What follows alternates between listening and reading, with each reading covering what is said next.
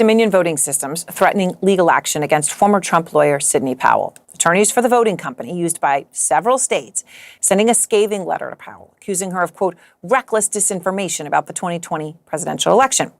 Dominion says, quote, as a result of your false accusations, Dominion has suffered enormous harm. Its employees have been stalked, have been harassed, and have received death threats.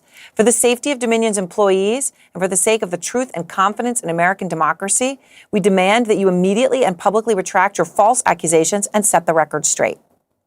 Out front now, John Poulos. He is the CEO of Dominion Voting Systems. You're at the heart of this, your company, of so many conspiracy theories about this election, all of them debunked.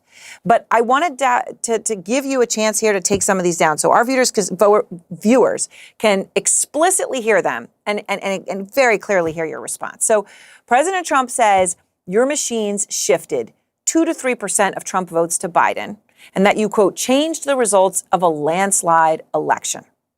What's your response, John? Yeah, thanks for having me on, Aaron. It's just been an absolute bizarre blizzard of crazy things being said about us. It's been extremely damaging to our company, our employees, and customers. The things being said about us just are not true. And as far as I can tell, I'm the only one that has volunteered to talk about these things under oath. And so ultimately, we are asking for a complete retraction.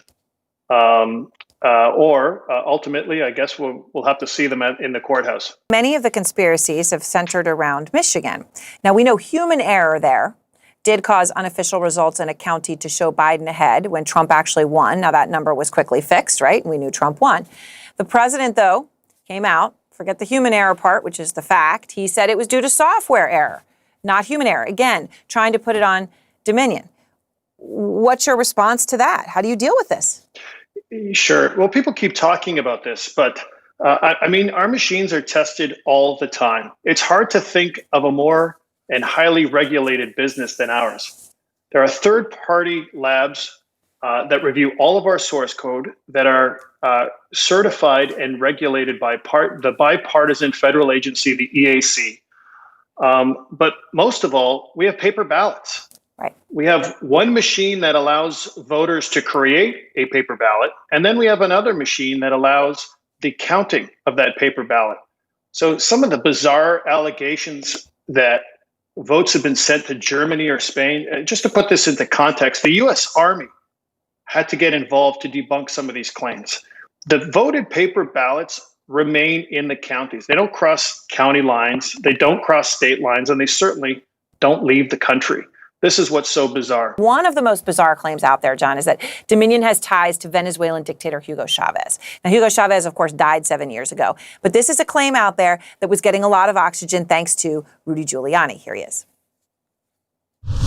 The company counting our vote, with control over our vote, is owned by two Venezuelans who were allies of Chavez, are present allies of Maduro, with a company whose chairman is a close associate and business partner of George Soros. Our company is American.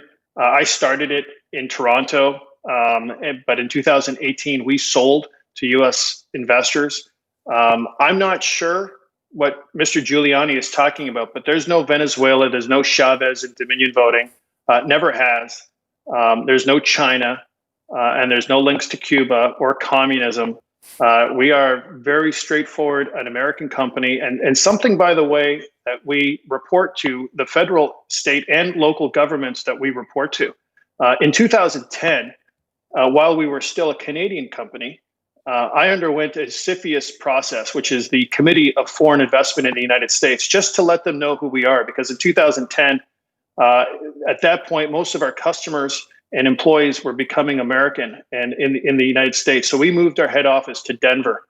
And so that was the first time we met with CFIUS. And by 2018, we had decided to sell the company to U.S. investors.